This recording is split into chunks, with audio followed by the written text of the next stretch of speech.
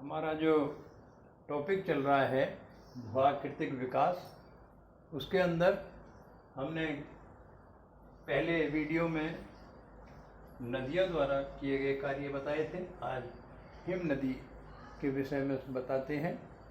ये जो हिम नदियाँ हैं ये उन क्षेत्रों में होती हैं जहाँ बरस भर बर्फ़ पड़ती है, और जब बर्फ़ के ऊपर बर्फ़, उसके ऊपर बर्फ़, उसके ऊपर बर्फ़ पड़ती रहती है तो एक स्थिति ये आती है कि बर्फ़ आगे खिसकना, नीचे की तरफ को कहीं ना कहीं आगे खिसकना शुरू कर देती है।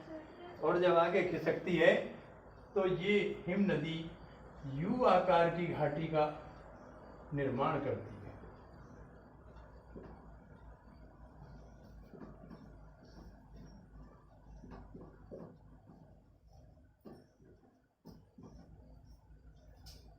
अंग्रेजी के यू के आकार की घाटी बनाती है, क्योंकि बर्फ़ का जो वेग है बहुत धीमा होता है। धीरे धीरे धीरे धीरे बर्फ़ आगे खिसकता है तो धीरे धीरे आसपास की सेलों को खरोंचता है और उन खरोंची हुई सेलों को अपने साथ ले जाता है। इस तरह से सीधा कटाव करती है। जैसे नदियाँ तिरछा कटाव करती थीं, वी आकार की घाटी बनाती हैं, ये हिम नदियाँ खड़ा कटाव करती हैं जिससे यू आकार की घाटी बनती है। दूसरा, कंघीनुमा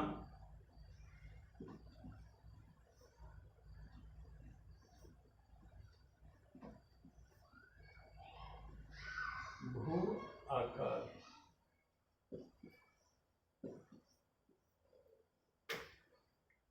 पर्वतीय क्षेत्रों में हिम नदी का मुख्य कार्य कटाव करना होता है, जमाव करना नहीं होता है। जब कभी आगे जाकर बर्फ़ पिघल जाती है तब वो बर्फ़ अपने साथ जो मलबा ले जाती है उस मलबे को वहाँ पर छोड़ती है।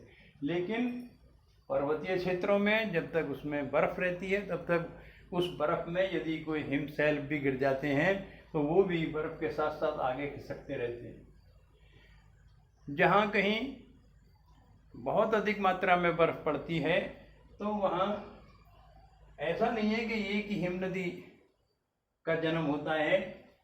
जगह जगह पर थोड़ी थोड़ी दूरी पर जिधर को ढाल होता है, ढाल के हिसाब से बर्फ़ खिसकती रहती है और बहुत सारी बर्फ़ की धाराएं जैसी बन जाती हैं। उनके बीच में सेलें खड़ी रह जाती हैं। इस तरह कंघी के रूप में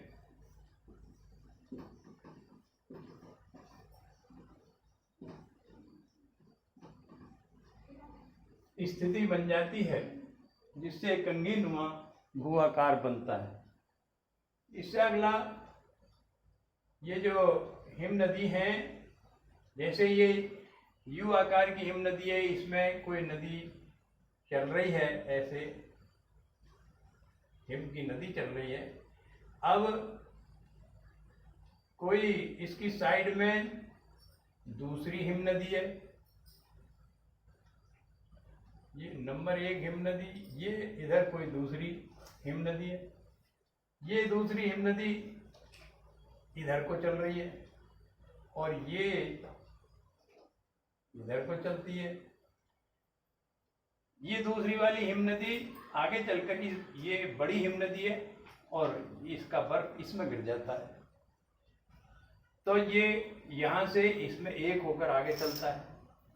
दूसरी स्थिति ये हो जाती है कि पहली जो हिम नदी है ये, इसका बड़ा आकार है, ये ज़्यादा कटाव करके अपनी घाटी को और गहरी बना लेती है, और जो इसके एक दिशा में दूसरी हिम नदी है ये छोटी हिम नदी होती है, तो ये अपने मार्ग में कम कटाव कर पाती है जिससे ये हिम नदी ऊपर रह जाती है और ये नीचे पहुंच जाती है। और इस हिम नदी का बर्फ इसके ऊपर झरने की तरह जैसे प्रपात होता है, ऐसे नीचे को गिरने लगता है। और जब ये स्थिति हो जाती है तो इसे कहते हैं लटकती घाटी।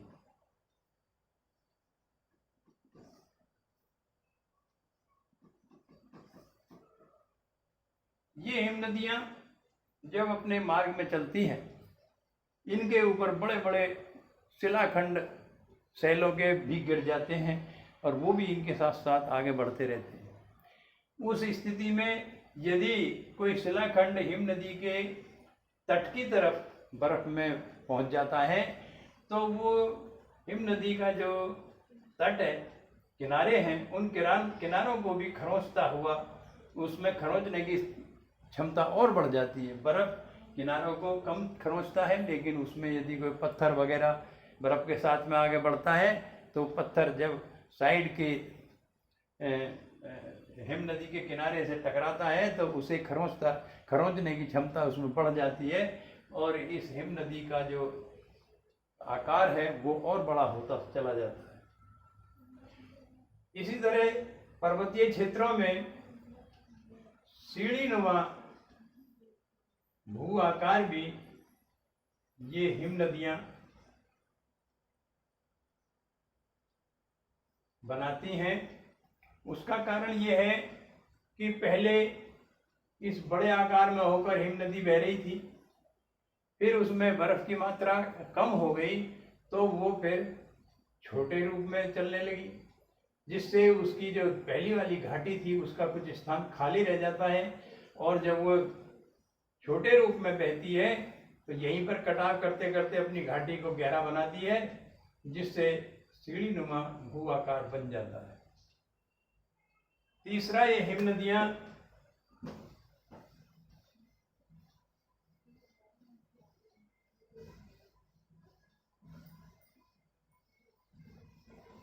फ्योर्ड तट का निर्माण करती हैं।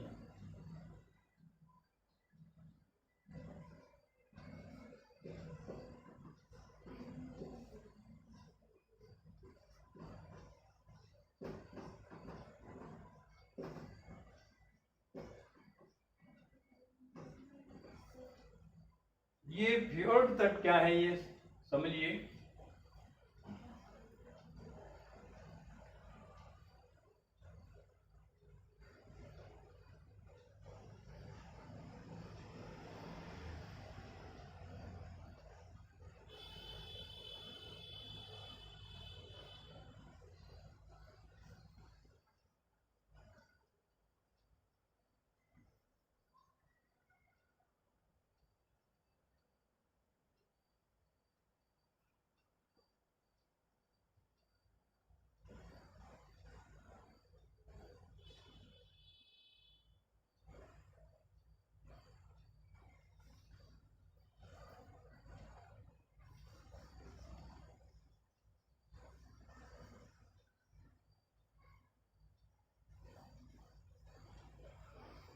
ये मैंने छोटा सा मानचित्र बनाया, ये रेखा चित्र है। इसमें यहाँ पर है स्वीडन नॉर्वे, स्वीडन नॉर्वे।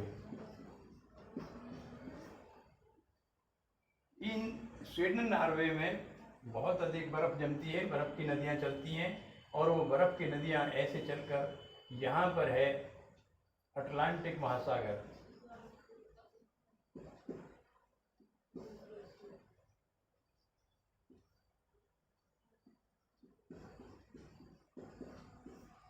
तो ये बर्फ की नदियाँ चलते चलते यहाँ अटलांटिक महासागर में जाकर गिर जाती है और बर्फ के बहुत बहुत बड़े शिलाखंड इस समुद्र में पहुँच जाते हैं और वो इसमें आगे पीछे हवा के प्रभाव से घूमते रहते हैं। तो इन्होंने यहाँ पर इस स्वीडन और नॉर्वे के जो तटीय क्षेत्र हैं इनको काट छांट कर इस तरह से कर दिया है, जिन्हें कहते हैं फ्योर्ड तट।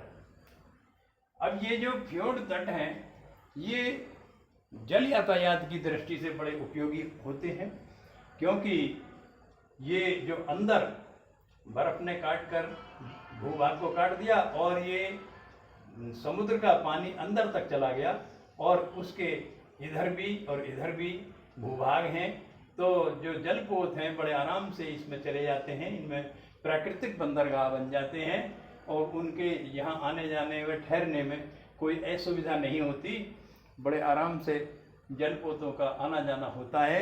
ये जो फ्योर्ड तट हैं उसकी दृष्टि से बड़े उपयोगी हैं। अब ये मैंने आपको हिम नदी द्वारा कटाव के कार्य समझाए। हिम नदी भी जल की नदियों की तरह ही कटाव के बाद में जमाव भी करती है, लेकिन यहाँ ये समुद्र में इनका जमाव दिखाई नहीं देता, क्योंकि यहाँ का तापमान बड़ा कम है। जो बर्फ़ के बड़े बड़े हिमखंड इसमें आते हैं, वो हिमखंड ही महीनों तक, बहुत समय तक इसमें समुद्र में घूमते रहते हैं। जब वो हिमखंड पिघल जाते हैं और आगे भी बढ़ जाते हैं तो उनका मलबा समुद्र में ही गिर जाता है, जो दिखाई नहीं देता। समुद्र में वो नीचे तली में पहुंच जाता है, जिससे इसके जमाव के कार्यों का सही पता नहीं लग पाता कि यहाँ पर कैसा भू आकार उन्होंने बनाया। लेकिन यदि स्थलीय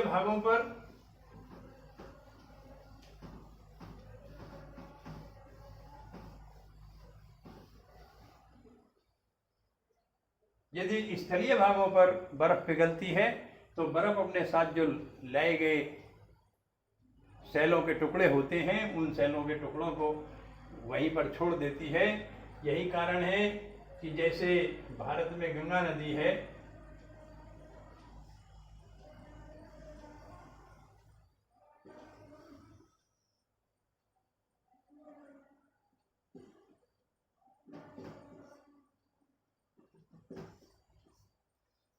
इस गंगा नदी का जहाँ उद्गम क्षेत्र है उधर बर्फीले स्थान है, तो वो बर्फ अपने साथ में शिलाखंडों को लाता है, और जब यहाँ पानी बनता है उनका, तो वो शिलाखंड इसके मार्ग में यहाँ छुट जाते हैं। उनके जो आकार हैं वो गोल पत्थर जैसे बन जाते हैं, जो हम किसी भी नदी की घाटी में उसके उद्गम स्थानों पर देखते हैं। इस तरह से गोल पत्थर का निर्माण हो जाता है, ये आपस में टकराते चले आते हैं, जिस पर लुढ़कते हैं, जिससे इनका आकार गोल हो जाता है। इन्हें पंखा कहते हैं।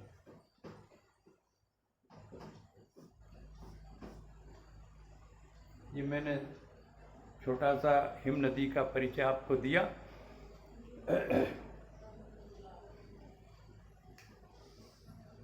अब आगे हम आपको बताएंगे धाराएं।